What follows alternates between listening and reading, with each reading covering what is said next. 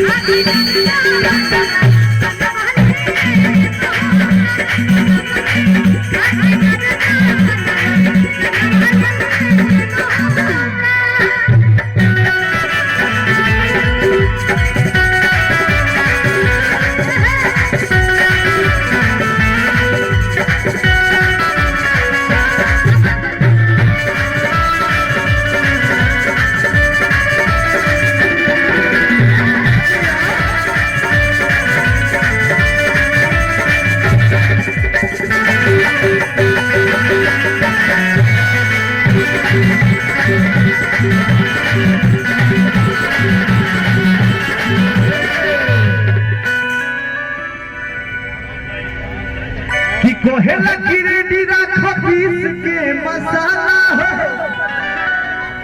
अरे लूंगी पहिर के भोरे भोरे जाला हो कि खूब मटकाई के कमर पतरी कि खूब मटकाई के कमर पतरी सिलसिला आज के गाना रहा बाकी हमें लिखले रहली बहुत अच्छा प्यार मिला स्नेह मिला अभी भी मिलता कि सैया मारला सैया मारला कर हिया में गोदैया मोरा सैया मारला कर हिया में गोदैया मोरा